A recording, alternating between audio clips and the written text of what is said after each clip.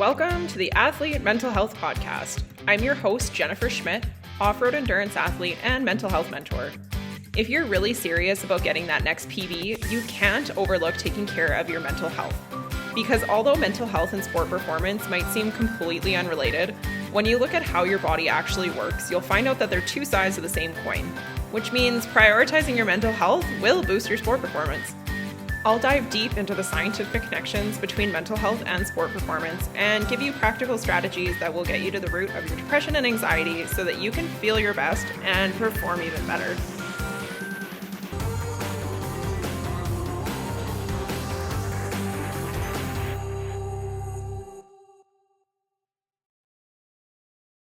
Hey team, welcome to the Athlete Mental Health Podcast, or welcome back if you are joining me again. I'm super happy to have you. I want to cover a topic today that is really important for mental health, especially in the world of endurance sport and sport in general, but especially I think in endurance sport, and that is talking about toxic positivity. Now, we're going to talk about a few different things, but especially when it comes to mental health, understanding toxic positivity, seeing if it's something that you experience and being able to kind of reframe your mind around this is really important because toxic positivity is actually associated with worse mental health. So you can be more susceptible to having things like anxiety and depression, for example, by being somebody that has a mindset that is stuck in toxic positivity. So that is why we are diving into this topic today. And I'm going to give you, an alternative. I don't want to say a better solution, but I'm going to say an alternative solution of how you can be positive without being in a state of toxic positivity so that you can actually feel good, okay, and not make yourself susceptible to poor mental health, anxiety, depression. So before we dive too deep, I do just want to set the stage here and talk about what is toxic positivity. I think it's something that comes up online a lot. You probably have seen it. You probably kind of have an idea of what it is, but let's just all get on the same page here. So when I talk about toxic positivity, I am discussing the way that we tend to ignore or push away our negative emotions and fill that space with something that's positive.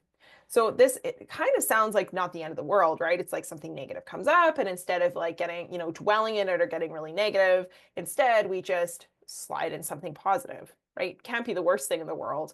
But what happens when we are in the state of toxic positivity is that we don't even allow those negative emotions to have space ever. Okay, that's the first thing that's really important to know, is that we are constantly pushing those things down or pushing them away, the negative things. And by doing so, we actually put ourselves in a pretty great state of stress, which is what makes us more susceptible to things like anxiety and depression. We can be positive without being toxically positive. And I'm going to be totally honest. I don't know if that's even a word, but we're going to run with it. Toxically positive, positively toxic. I don't know. We're going to stick with it and hope that it works out. But you know what I mean. We don't want to make ourselves susceptible to things like anxiety and depression. And so we need to address our own mindsets here and see, if we kind of fall into this place of toxic positivity. Now in sport, I find that this is really common because there tends to be this mindset around pushing through pain. And of course, because we're athletes or we're runners, we're triathletes, whatever that looks like, we are going to have to push through pain. And that is going to require some level of kind of like this physical grit or a change in mindset that allows you to just work through that and probably suppress some negative emotions that come up, because pain is something that is not comfortable and we kind of want to suppress that.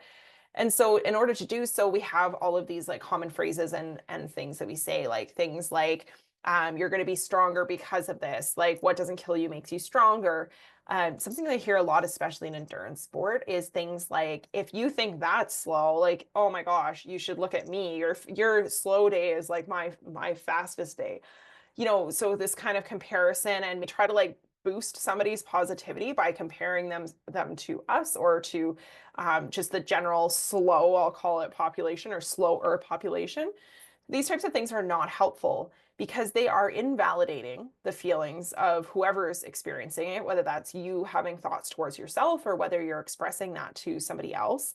But it also basically gives us an opportunity to just force those feelings away, those negative feelings. And those negative feelings actually have a lot of important information.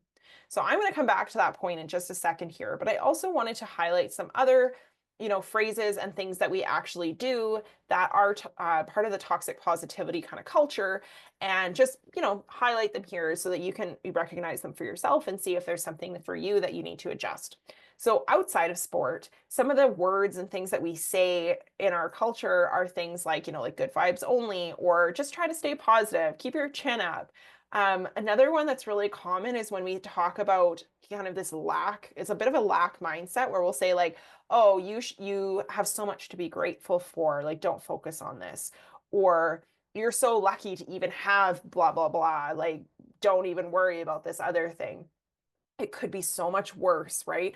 Even just like, I'm going to call it sneaky gratitude, where we'll say like, I'm so grateful to have all this beautiful food in my home. There's so many people in this world that don't have anything. So it basically, by having these types of statements, you are invalidating a potential negative experience by comparing yourself to somebody else. Again, it's the same thing, like I mentioned with the pace thing. Whether we're saying them to ourselves and being like, no, no, no, no, no negative thoughts here, good vibes only, or, I did this once, believe me, I'm not perfect, you guys. I had a coworker that was so negative, and we shared an office, and I like was so tired of it. I couldn't stand it anymore. And so I put a sign on the door that said good vibes only. And anytime she started to complain, I would just point at the sign. Maybe not my best moment. There definitely is a lot better ways that I could have dealt with that. But this is an example, a personal example of where toxic positivity can kind of show up, because sometimes we just get in this place where we're like completely sick of ourselves, we're sick of other people's negativity. And so we just want to like push it all away and only let the good stuff in. But we can't only do that. We'll come back to that in a moment. Other ways that toxic positivity shows up, it's not just through our words, but it's also through the things that we do as well. So when you, for example, hide your feelings from yourself or other people, for example, if you are, say, going out into the world every day with a mask on. So say you are feeling a bit depressed, or you're feeling a bit pessimistic in your life because of some negative circumstances that are happening in your life, and you're just kind of feeling heavy. But when somebody asks you like, hey, how's your day going? Or how are you doing? And you just automatically reply with like, oh, hey, yeah, it's great. It's all good. Yeah, things are going really well. That actually is an example of toxic positivity, because you are in that moment invalidating yourself and your own experience. Does that mean that you need to dump everything and tell people how miserable your life is? Not necessarily, but it's okay to not, be this totally upbeat, bright, positive person all the time. That expectation that society kind of sets for us is the culture of toxic positivity, and makes us feel that our feelings are invalid and that negative emotions are not welcome. And so that's really important to understand, that by you responding in this way, you're actually perpetuating the values, or the societal pressures, I guess we'll call them, of our culture, which is actually focused on toxic positivity. On that note, if you feel like you need to always show up as the happy person, and especially with people that you're close to, like if you tend to be the more positive person in your group, but you're having a bad day, and so, you show up with a group, and instead of just genuinely being yourself and being in that negative state, you show up and put the mask on again and are super positive, that's another place where you're actually keeping yourself or keeping society stuck in this cycle of toxic positivity. So that's another place just to be aware of. So another place where toxic positivity in our society is kind of just like perpetuated is on social media. Social media is the highlight reel, right? And I know people are trying to be better about this and including more like real content. It's really, really challenging. It's something that I think a lot of people are uncomfortable with, is seeing incredibly real content. Like, I mean, I'm not gonna lie, when I see the videos of people when they post like about them crying, I always just like, what? Like, it's the last thing I would have thought to do when I'm on my floor having an ugly cry about something, is to take a video of it. Now, no judgment here. Good on you, first of all, for remembering to take a video while that's happening, and also being confident enough to share it. So these types of things help us to break out of toxic positivity. But in general, social media tends to be that place where we post our highlight reel, which can be really, really challenging in a world where, we feel like we're forced to be positive all the time. So in some ways, it's not the worst thing in the world, because it can help you a little bit to see the positive in your own life. Because if you're somebody that's trying to think about like, what's the next thing I'm going to post, you might grab snippets from your life, which might help you to attune to the positive things that are happening. But it also can make you feel uncomfortable in the sense that if it feels like nothing is positive, then you don't really know or have anything to post. So just something to think about there. And I mean, we all know this, but just remembering that social media isn't really real most of the time, and that the habits and the things that people are posting are not necessarily in their true, full, authentic form. Okay, so it's a place where toxic positivity definitely thrives. The other place that's really important, especially for athletes, so a little bit different, I would say, than the general population, where we really use toxic positivity, so coming back to that idea of pushing away negative feelings, is through our training. I mean, I'm a recreation therapist. I know the value that exercise has for positive mental health, for stress reduction, for feeling better, all of these types of things. But at some point, I'm going to use running as an example, when we only use running as a way to escape as opposed to ever actually processing the issue that we're escaping from, that becomes a thing of toxic positivity. So I hear lots of people say I would just be an awful person if I didn't run, for example. And yes, I'm not discouraging you from running or trying or whatever you're doing. This is super important and very, very important for your mental health. But there's a very fine line for when it becomes toxic positivity because it's pushing away negative emotions. We do need the space. There is so much value in having the space that going for a run, going for a bike, getting in the pool. There's so much value in having that space to just clear your head. Absolutely 100% needed. But what I see in a ton of endurance athletes, and most of the athletes that I work with, is that they only ever try to escape from it and they never actually do anything to work with it. So then every single day, this pain or this discomfort, these negative emotions are coming up and they're using their training to just shove everything back down. And at some point, that's not going to work. Okay. At some point, that's going to explode. So one of the analogies that I use here is thinking about a beach ball. Any of my clients that are clients or past clients that are listening to this are going to totally roll their eyes because I talk about this all the time. But it is such a good visual. So if you think about a beach ball, if you are at the swimming pool, you've got a beach ball and you're holding onto it, and you push that beach ball underneath the water, right? It takes a lot of energy to be able to hold that down. Okay, first thing to know, lots of energy. So it takes a lot of energy to hold that down. But also when it comes up, it like flies up. So if you just kind of gently, like if the ball is above water and you just kind of like hit it up, it only has this certain amount of energy, right? It's pretty slow. It doesn't like go up very fast. It doesn't come down very fast. But when you push the beach ball underwater and then let it go, when it comes up, it's like bang, right? So it's the same with your emotions. If you are always suppressing those negative emotions, it's like trying to hold that beach ball underwater, which takes a lot of energy. Again, super, super important to know. This is not something that is just like, it's just like we push it down, it goes away. It takes a ton of mental energy to actually be able to suppress our emotions, which is probably part of the reason you feel so darn tired all the time. So it takes all that energy to hold it down. And then if any possible thing slips and that ball comes flying up, like it is coming up with force. So our negative emotions can actually be amplified if we suppress them, as opposed to just dealing with them as they come up. So that doesn't mean that you have to deal with them immediately in the moment. Maybe you can't deal with it in the moment. Maybe you're at work, maybe you're with your family, whatever that looks like. But we want to be able to deal with them at some point in the near future and actually process them, because when we do that, then that just allows us, instead of forcing the beach ball down, we can just let our hands come up and let the beach ball come up, and then it doesn't fly anywhere, right? So that the force that it comes up with is a little bit reduced. And so we want to just be able to think about that in our lives of how can we make sure that we actually create space to have space from our negative emotions, but also how can we create space to process them? So things like going for a run, going for a bike, going for a swim can be things that we actually use to suppress our emotions, and therefore it's very connected to toxic positivity.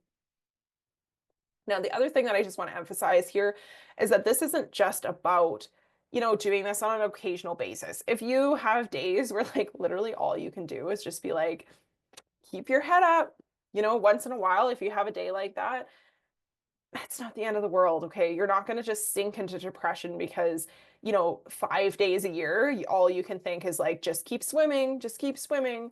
It's okay. All right. So we're going to have days where this happens, and that is not what makes it toxic, okay?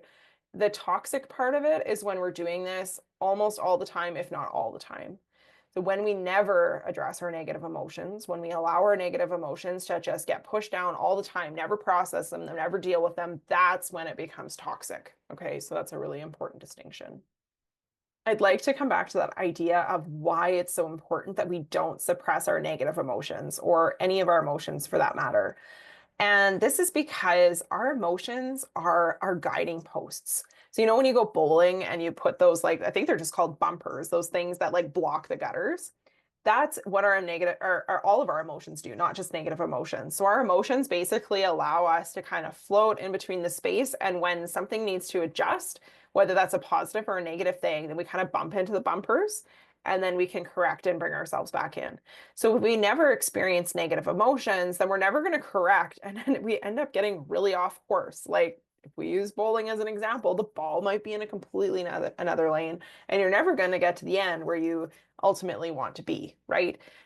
I know it's a silly analogy, but it's very true. So, our negative emotions are things that really do act as a guiding post for us and allow us to see what things are going not so great, to give us a clue that something needs to change and to force us into action. That is literally their purpose. That is not just like that's not just like a general statement or a kind of a fluffy idea. That is the purpose of a negative emotion. Okay, so if you are not actually giving space to your negative emotions and are engaging in toxic positivity, then you are going to miss a heck of a lot of clues that something needs to shift. And those shifts that need to happen are actually going to direct you to being the best possible version of yourself, whether that's in sport, whether that's in life. Okay. So we need to be really, really aware of when these negative emotions come up and what they're telling us. And if we ignore them, we'll never know what they tell us. And therefore, we can't actually grow as human beings. So, this is why it's so, so important to not just suppress our negative emotions, but to actually allow space for them and to experience them. We will talk about how we actually do that closer to the end here. As always, I give action steps. So there's an action step around feeling your feelings. And let me tell you guys, it's not easy because I was stuck in that for a very long time of thinking I was feeling my feelings.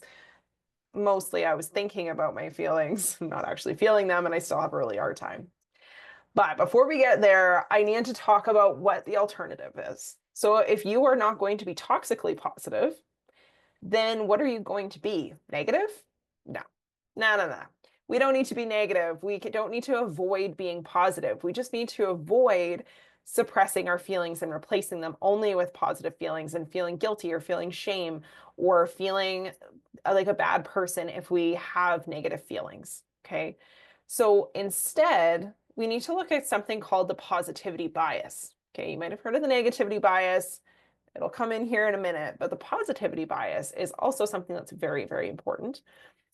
What the positivity bias is when we just have a tendency to see the brighter side of things, or when we focus a little bit more on the positive instead of getting so stuck in the negative, and we tend to use more positive language.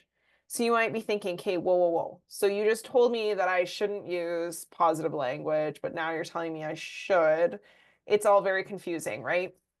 So the difference here, this is the key difference between toxic positivity and having a positivity bias, is that toxic positivity again pushes away those negative thinking and kind of tries to sugarcoat things. And how that turns out, or what the results of that are is that you end up feeling depressed, anxious, guilty, shameful because you're ignoring your negative feelings. You're pushing away those negative feelings. So it's like literally, like I said, slapping a band-aid on the negativity with a positive band-aid. Okay. When we have a positivity bias, this allows space for those negative emotions to exist. It allows us to learn from them. It allows for us to actually experience them and to feel them. But we tend to just view life through a little bit more of a positive lens. Okay. So it's not saying put a band-aid on it and get over it and suck it up and let's keep going. Keep your head held high. You're going to do this. You're strong. It actually allows you to be like, oh, wow, this is really hard. But I can see how what I'm doing right now is going to help me be a stronger person in the future. Okay. There is a big difference between being like, what doesn't kill you makes you stronger, and being like, oh my God, this is hard. Let's get through this. You can do this. That is a big difference. Okay. So this positivity bias actually allows you to have better mental health because it allows you to tune in to the things that actually make life brighter. Okay? It's really, really important. It doesn't allow us to get sucked down into the negativity, which tends to be like the negativity bias, okay, which I'll just highlight here in just a second if you haven't heard of it. But it allows us to just view the world a little bit through rose-colored glasses, which is not the end of the world. We don't want to put on the toxic positivity glasses and only ever see the positive and never, ever see the negative. But when you wear rose-colored glasses, it doesn't mean that you don't see darkness, right? If you walk into a dark room with your rose-colored glasses, it's still dark. You can't see anything, okay? You can still see black, okay? You can still see dark colors. It's just that they have a little bit of a different hue to them. That's all. Now, we can't talk about a positivity bias without talking about the negativity bias too. So, really quick fill you in here. The negativity bias is our kind of inherent tendency. Okay. So, this is built into us. This is actually like an evolutionary thing that all humans have is a negativity bias. When you think back to how we would have functioned essentially in the caveman days, we'll just call it that for simplicity's sake, we, in order to be able to survive and therefore reproduce and carry on our bloodline, which was like the most important thing, we needed to be able to scan our environment for threats because seeing positive things actually wasn't that important because positive things, the chances of them coming back were actually pretty high. Like, for example, admiring a sunset. Like, if you don't admire the sunset today, you might be able to admire it tomorrow, but you definitely will be able to admire it in the future if you don't get killed, right? So now we're actually thinking about the things that are essential for survival. And in order to do that, we need to scan our environment for threats. So sure, you can look at the sunrise or the sunset, but you also need to be looking for a lion jumping from behind a bush that's ready to kill you. Okay, so we need to be very, very aware of the things that are a threat to our life. Now, we're well aware that we don't live in that kind of a world anymore, right? I mean, there's still threats in our lives and we still need to be aware, but in general, the life or death situations that we face on a daily basis are pretty minimal. And our body still tends to activate as if everything is life or death, and that we still need to scan and be super, super aware of the potential threats that are in our environment. So it's something to think about is that you and your brain are actually wired to see negative things, which is why negative emotions are really, really sticky, I'm going to call it. We can get really, really stuck in them. And that negative experiences are things that we tend to like ruminate on and have our brain spin on because our brain is wired to see negative things and wired to try to problem solve and see that as a threat and see that as like, how can we fix this so that we can survive?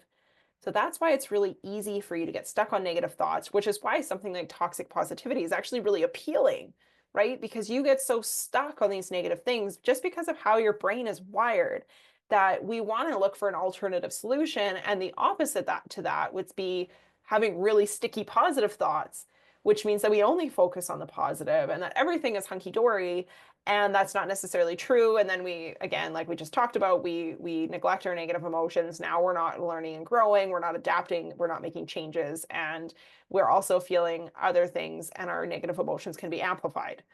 Blah, right? So what is in the middle here? What is the solution to having a brain that's automatically wired to be negative?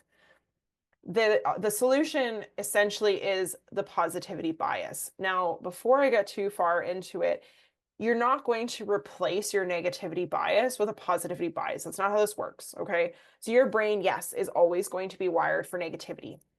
And you still need this. You still need this because we need, again, to be aware of our negative emotions. We need to be aware of the things that we can grow and adapt.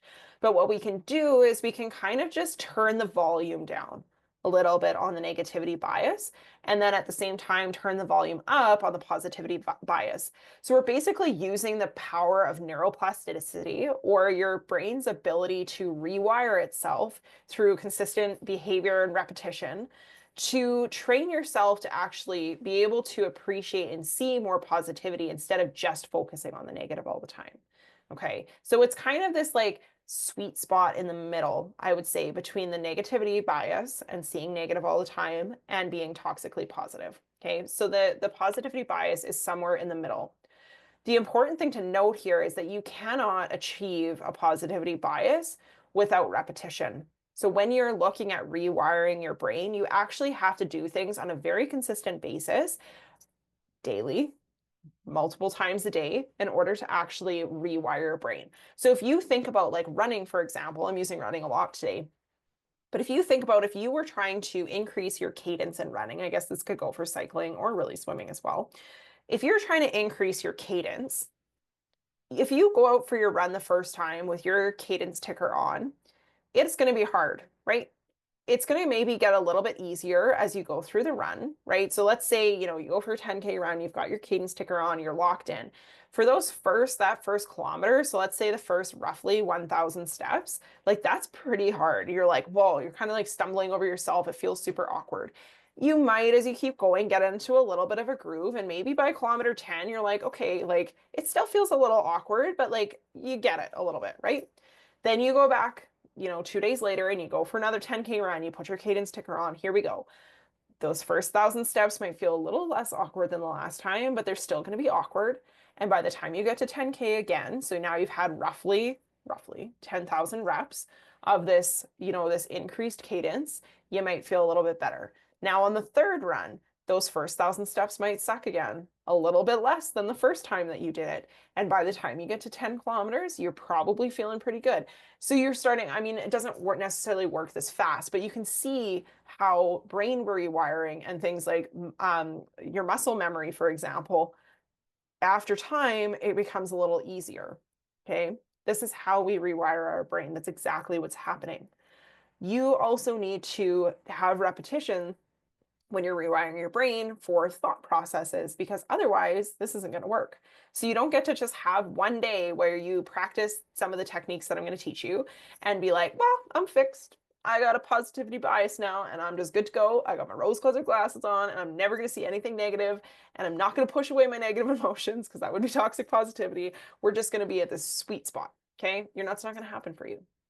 You need to be committed to actually doing these things on a repetitive basis, on a daily basis, multiple times a day, because otherwise it's not going to work.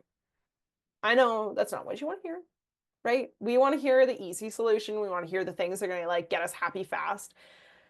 Unfortunately, when it comes to rewiring the brain, it is not an easy thing. That being said, if we are rewiring our brain to do positive things, it's actually kind of fun and it feels freaking good.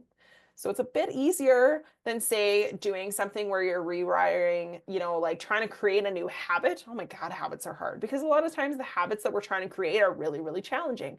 But positive habits and positive thinking and doing these little things that make us feel a little bit better actually are kind of nice. Okay, so it's going to be, I would hope, a little bit easier, but it's a tricky cycle to break because your negativity bias, that groove in your brain is so deeply entrenched that it can take a lot of extra effort. So we need to make sure that we're practicing these things.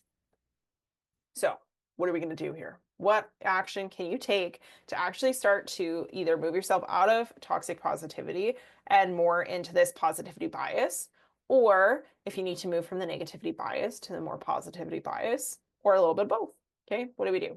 So the first thing, of course, I think this is not going to be a surprise, and I alluded to it earlier, is that you actually need to make space for your emotions. Okay, this is freaking hard.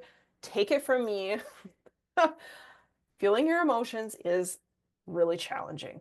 Okay. And I think a lot of us think that we feel our emotions and we don't because we're freaking good at thinking about our emotions and analyzing our emotions and maybe just like being aware of them, but not actually feeling them.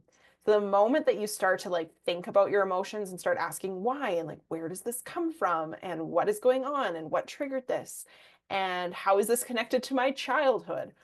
All of that is emotional analysis and it's not feeling. Yeah, it sucks, okay? When you feel your emotions, you actually need to experience them in your body. Emotions show up differently for everybody, but just a little like, I guess, emotions 101 here is like, what is an emotion? It is actually a biochemical change in your brain. Okay. And because it's a change in your brain and it's essentially cueing, as we talked about earlier, it's cueing your body to do something, it's cueing your body to make a change. That means that your body is going to physically change. And a lot of our negative emotions are things like fear. Okay, so that's a negative emotion that comes up for a lot of people. Being, you might not like be like, oh, I'm so scared, but like that's kind of what it essentially distills down to. Like procrastination, for example, tends to actually be like a fear of failure or things like this. So we get this feeling in our body. Now that is going to come up completely different for everybody. For me, I feel a lot of my emotions, my negative emotions in my throat. So I get like lots of like throat tightening. I feel it in my chest. My chest either feels really, really heavy or just like contracted. I don't know how else to explain it other than that, but it's just like there's just like a tightness in my chest. A lot of people feel it in their stomach. They might have a knot in their stomach, or some people even get it in their guts. Like I mean, I don't know about you guys, but like when a lot of people get nervous, you hear this so much in the triathlon community. When you get nervous and you get like the nervous poops, come on now. That's like a physical response to an emotion of being nervous and probably really at the end of the day, fear. Okay. So we want to be able to actually sit with those feelings. And what I can tell you from personal experience is that that is scary. And oftentimes what we expect is that by feeling this feeling is that it's going to be overwhelming. It's going to last for ages and that we're never going to be able to get out of it. And I'm happy to report that this is not true. I know this on a psychological level, and I've known this for a long time, but I think hopefully this will sink with you in a way that it finally sunk for me because I have said this to people a million times and never actually understood it at like a body level. So because an emotion is a biochemical response, so it's literally like brain chemicals changing in your brain, that this actually doesn't last for very long. So an emotion actually only can be measured in your brain for, I always say, moments to minutes. Okay, very, very short. So sometimes we think about something like being angry or being frustrated or being sad. We think about this as an emotion that we're going to experience for hours, days, weeks, months, years. But the actual emotion itself only lasts moments to minutes. So that biological change that happens doesn't last for very long. And that's how long the emotion lasts. The rest of it, all of that other stuff that you're experiencing, is your thoughts that are you're connecting and connecting to that emotional state. So when you actually create space to feel your emotions, the actual physical feeling in your body dissipates pretty darn fast because your brain chemistry and those changes dissipate pretty darn fast. So we get scared to feel these things because we think it's going to be so big and that it's going to last for so long, and it really doesn't. Okay. So when you actually allow space to feel it, it moves through you pretty quick. Then you can start to do analysis and things after, but initially we just want to feel it. What do you actually like? How do you feel it? Like, and how do you not get totally overwhelmed? Like, so first things first, just sit with it and whatever comes up, comes up. So you want to obviously do this in a safe space, somewhere probably quiet, somewhere where you have a little bit of time. Again, you don't need a ton of time, but you do need a little time for yourself to be able to move through it.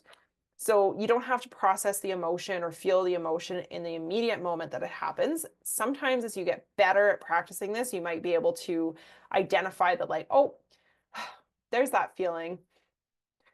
Take a breath, move through it, and that's all. Okay. So, but when you're first starting this, you want to have a little bit more space. I'm not going to lie. I hate this. I hate it. I hate that I'm telling you this, but this is the only way that I know at this point to be able to actually move through emotions. You need to connect with them, you need to feel with them. So think about how it feels in your body. So first, like ask yourself, where do I feel this? Okay, I'm feeling this in my chest right now. What does it feel like? Oh, it feels like tight. Okay. What this the first time my therapist said this to me, I honestly just wanted to punch her. But what shape is it? I'm not a visual person. I'm visual in some ways, but when I'm, I can't like necessarily see stuff in a visualization. I'm more of a feeling person. So if this is a challenge for you, then asking yourself what shape it is going to be really, really hard. But like when you start to actually experience your emotions, you can think about like what shape is it? What color is it? What texture is it? Once you start to connect with it on this level, it just goes away. I know it sounds crazy, but when you try it, believe me, it works. Because I have trouble visualizing, I kind of try to instead of thinking about, for example, the shape is a really good an example for me to explain. Instead of thinking about and seeing the shape in my mind, I kind of actually try to like draw it on myself. So like I'll be like, okay, so there's a tightness in my chest and I'm feeling it here. Okay. So if you're watching the video, you can see myself kind of like making a circle on my chest. And like, I don't know, it might not be a circle. Like, I don't know what shape it is. Like, it might be, but I'm just going to try to like draw the outline of where I feel it. Okay. Feel it in my body. So that's a way you can kind of connect for yourself if you're somebody that's not super, super visual. For me, color still comes through. So that's a great question to ask is like, what color is it? Or what color does it bring up for you? So again, if you try to think about what color it actually is, you might have a hard time like seeing the color. But if it's like what color does it remind you of, or what color kind of comes forward when you think about it, you might be able to connect with that a little bit better as well. So connect with it, feel it, get real intimate with it, get curious about it. Okay, ask yourself questions. And then I want you to think about this is not the feeling part, but we want to actually start to use that feeling and move through that feeling. So ask how this feeling is guiding you. Okay, so this is, you made space to feel it. So do not skip that step. I know it sounds stupid and I know it sounds hard, but it goes away really quick. So then you can actually have a moment to connect with that emotion because if you are not, if you are pushing your emotions down as you would if you were being toxically positive, then you'll skip this step in general. Okay. So we want to connect with the actual feeling, the emotion itself, feeling in the body. And then we want to ask us, like, basically, what is this telling us to do? Like, what is this fear, or sorry, what is this emotion guiding us to? How is this feeling guiding us? Is it asking you to do more something of something? Is it asking you to do less of something? What is it asking you to change? And again, this could be a more thing. It could be asking you like do more. So when you have a positive feeling and you get like that super energetic feeling in your stomach, maybe it's asking you to do more of that thing. Right? That's asking you to do more. So do more of it. This isn't just about feeling negative emotions, you guys. It's also about feeling the positive stuff too. So feel that and ask yourself what this emotion is guiding you to do. And don't let your mind get in the way. This is going to be hard, easier said than done, but just allow that answer to come through. More or less, you could literally ask yourself that question. That's it. So feel it and then ask what that feeling is guiding you towards. Okay, so that's the first step. The second thing I want you to do here is really think about enjoying the little things. There's lots of different practices that you can use to enjoy the little things, but I want you to kind of just think about it like if you were to look at life through rose-colored lenses, again, remembering that just because you put on rose-colored lenses doesn't mean that you don't see darkness. But imagine how life might be a little bit different or what things you might notice in your surroundings if you were to kind of put on these figurative rose-colored glasses. Okay. So a really good example of this is like the practice of savoring. Okay, so savoring, if you haven't heard of it, is something where we get our senses really involved in just kind of everyday tasks. So a really great example of this is drinking a cup of coffee or a cup of tea. So instead of grabbing your coffee, pouring it in a to-go mug and rushing out the door and just like chugging it back because it's just you're essential to get you through the day, you might just pause even just for a second if you have longer, pause for longer, but just like feel the warmth of the cup in your hands. Watch the steam rise as you pour it into your cup. If you say maybe use cream in your coffee, like watch how the cream starts to blend as you stir it. Smell it, taste it, all of these things. So it's like a sensory experience with something as simple as just having a cup of coffee. Okay. Food is a really great place to savor. You can do this with your tastes as well, like if you're eating a meal. So this is kind of like mindful eating, I guess. But like, especially if there's something that you love, like is there like a dessert, maybe for example, that you just absolutely love? Like, don't just like eat it. Like, close your eyes for a second and like feel it in your mouth and taste all the flavors and all of the things and just like, oh my God, that's good. Taste things. Okay. Food is a great place. The other really easy place to savor is in nature. So instead of just like, for example, on maybe your commute to work, instead of just going onto autopilot and not seeing things, like look at the surroundings, look at the color of the leaves on the trees, look at how the snow, if it's winter, how the snow is glistening in the sunshine. Like notice things about like at this time of year, I'm always noticing like how much longer the days are, which is a really beautiful thing. In the winter, if it's dark, you can notice the color of the lights as you drive down the street, like Christmas lights or winter lights, as I prefer to call them. So just start to like engage with your surroundings and get your senses really tuned in here. Another thing that's really important here when we're starting to like enjoy small things is just being grateful for small stuff. Okay. This is something that can fall into toxic positivity if we use it in the wrong way. So if we are grateful, for example, like, again, if I'm grateful to have something because I know so many others that don't, that's a hidden form of toxic positivity.